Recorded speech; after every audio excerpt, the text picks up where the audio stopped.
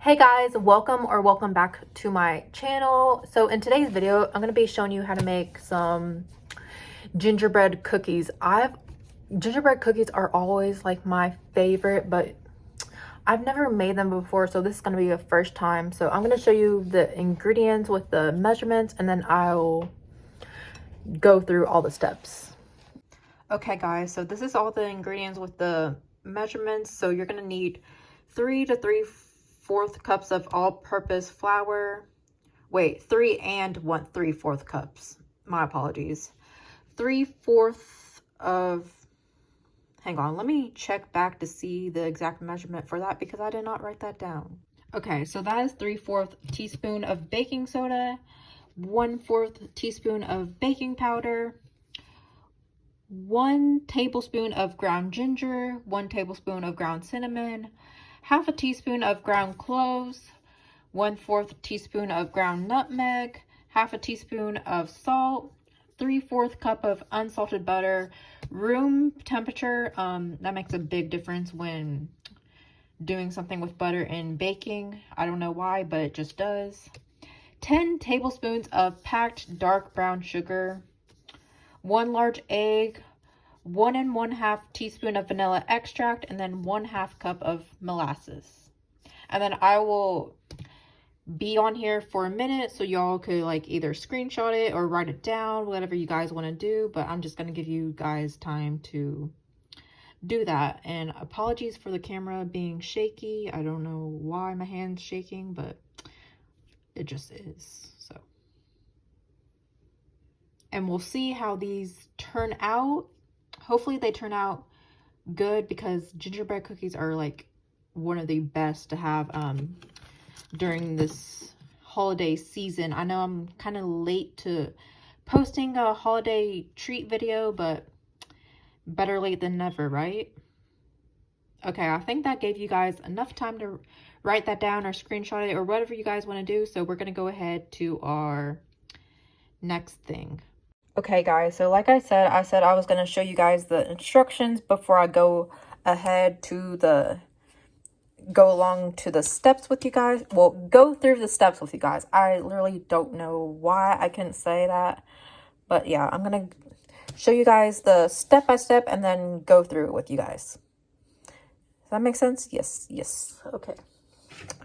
So I already preheated my oven, so that's going to be the next clip that you're going to see. And then I'm going to go ahead and combine the flour, the baking soda, the baking powder, ginger, cinnamon, cloves, nutmeg, and salt in a medium-sized bowl. So I'm going to do the same thing that I did with the ingredients. Put it on here for like quite a bit so you guys could screenshot it or write it down. Or yeah, you guys could pause it and do just that. So yeah, hopefully this gives you a good view, and I think that gave you guys enough time to pause it and then write down and screenshot it, whatever you guys did with this. And so we're ready for the step number 2. Okay, so the first step and step number 2 is gonna kind of interfere somewhat. Well, not really, but it might be messed up. I'm not sure yet because I filmed the step number 1 before I did the instructions, and then I said we're gonna go ahead to step number 2. So apologies if that's confusing. But so for the first step is gonna combine the flour, the baking soda, the baking powder, the ginger, and the cinnamon. So I already have my 1 cup, and then I'm going to do that with the rest of them, and I'll be back with you guys in just a moment. Okay, so hopefully that's a good angle. I'm not sure, but now we're going to, after I did all the flour, I'm going to go ahead and do our baking soda. So I don't know if I could do this with one hand because I'm currently holding the camera while doing this. So let me see if I could find something else. Okay, so here's a better angle for you guys. So now our baking soda. So we're gonna go ahead and do 1/4 teaspoon of baking soda. Yeah, wait, 3/4 teaspoon of baking soda.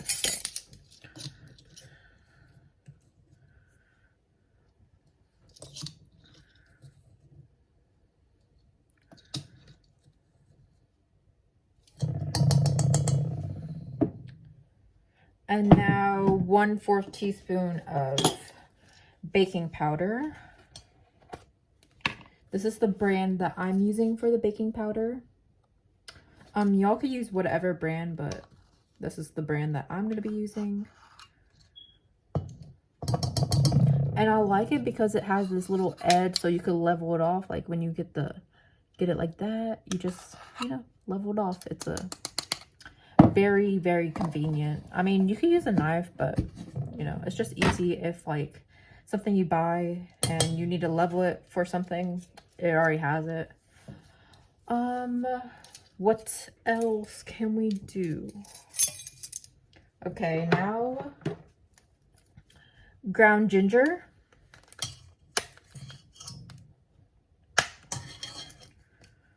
So, oh, that's a lot, but not really. I'll be back with you guys once I've measured everything and then put it in here, and then I'll show you guys when I'm mixing it. Okay guys, so this is smelling quite strong, but this is what it looks like before I mix it.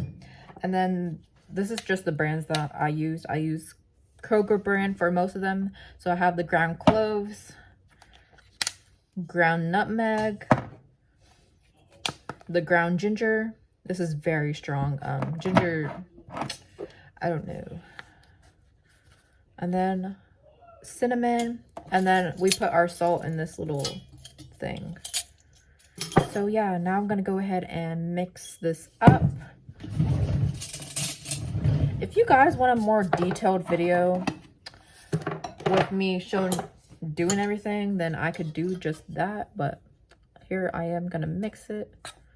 I accidentally put a lot of cinnamon. I did not mean to, but so hopefully that does not ruin the taste of the gingerbread, but yeah. Let me give y'all a close-up.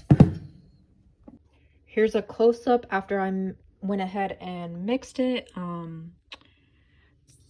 You could see it changed color better in person, but on camera it's still showing that it's, you know, white because there is a ton of flour, so makes sense. I don't know, I'm just saying stupid stuff. I don't even know what I'm saying, but yeah. Well, you could kind of tell right now. Let's see.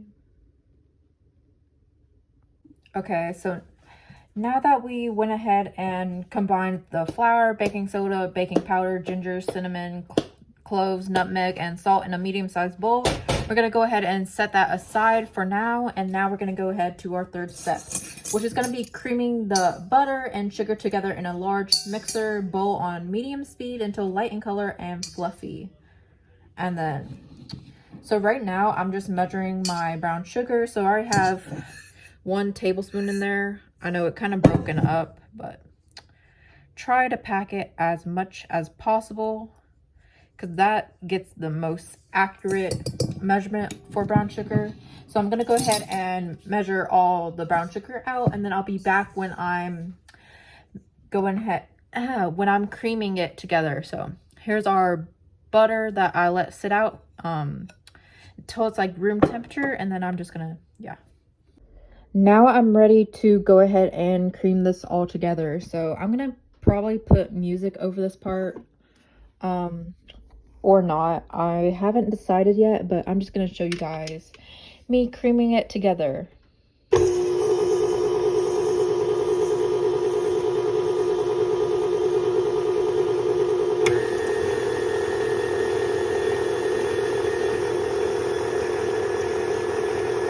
Okay guys, so this is what it looks like after I creamed the butter and sugar together. It should be light in color and fluffy.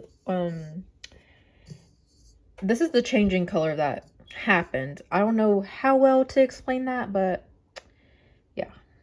Here's a little close up, and now we're gonna go ahead and add in our egg and vanilla extract and then mix until well combined. So it should be light in color like this. I don't know how to explain it, but yeah. Okay, so here's my egg and vanilla, and now I'm gonna go ahead and mix until well combined. Okay, so now that the egg and vanilla is well combined, we're gonna go ahead and add in our molasses. So for the molasses, you're gonna use 1/2 cup. I'll show you guys the brand that I'm using in just a moment. I didn't realize how hard it is to find molasses in the store. We went to like 3 stores to find it, but yeah, I did not know it was that hard because I normally do not use molasses in anything, but for this recipe it called for molasses. So yeah, so here's the 1/2 cup. I'm gonna go ahead and scoop the rest out, and then here is the brand that I am using. I'm using the Grandma's Molasses Unsulfured. Focus. Okay. I don't know if it matters if you use unsulfured or sulfured or not, but that's just the one I'm using. Okay guys, so this is what it looks like after I added the molasses, and then it's, you know, well combined. So it now has that gingerbread coloring. So yeah, I don't know why I keep saying so yeah, but you know. So for the 6th step, we're going to go ahead and add in our dry ingredients that we combined earlier, and then we're going to go ahead and mix until the dough is well combined, and then the dough should be thick after, you know, mixing. So here's our dry ingredient mixture, and then I'm just going to go ahead and mix it until the dough is thick. Okay, so this is what the dough looks like after I went ahead and mixed it. It is pretty thick. I don't know if you all could tell on the camera, but I'm gonna go ahead and chill it in the freezer for a few hours just so I could, what am I trying to say? So I could work with it better. It just tends to work better when the dough is chilled in anything that requires baking. So I'm just gonna go ahead and chill it, and I'll be back with the next step with you guys. Okay, so instead of putting the dough mixture from the bowl straight into the freezer, I'm gonna go ahead and put it on a sheet of parchment paper, and then put another layer of parchment paper on top, roll it out, and then stick it in the freezer, if that makes sense. So I wish I literally had a better angle for you guys. This is just gonna be the best that y'all get.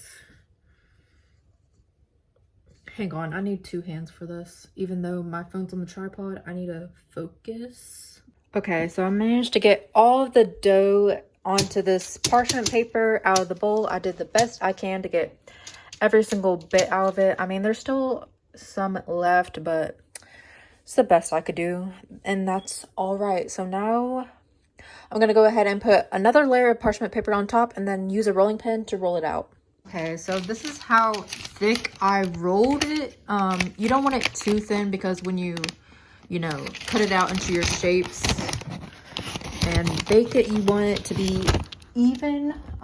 Hopefully that makes sense. But now we're gonna go ahead and transfer this parchment lined cookie dough, and then we're gonna go ahead and move it to a cookie sheet, and then stick it into the freezer for about 6 to 8 minutes or more, depending on your liking, I guess. I don't really know all the baking terms, but that's what I'm going to do. So after you have removed the cookie dough from the freezer, you're gonna immediately cut into shapes. And then we're going to transfer it to another parchment lined baking sheet, and then put the cutout shapes on there. So for the shapes, I have a nutcracker, a stocking, gingerbread. These are cookie stamps, so hopefully these have the shape of them. I thought they were cookie cutters, but that's fine. I didn't read it until after. But a snowman, a Santa, a gnome, and then a present. This one came with the nutcracker.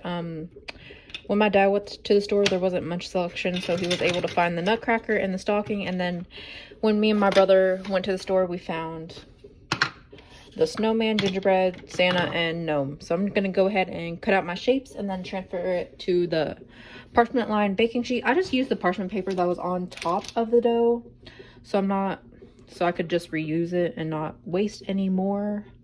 So yeah. Okay, so this is what it looks like after I went ahead and cut them out and before I put them in the oven. Some of them did get messed up, but that is all right. Hopefully it tastes good, because that's all that matters. Presentation isn't always everything, but yeah. Here's what they look like straight out of the oven. I'll show you guys once it's all cooled down, and yeah.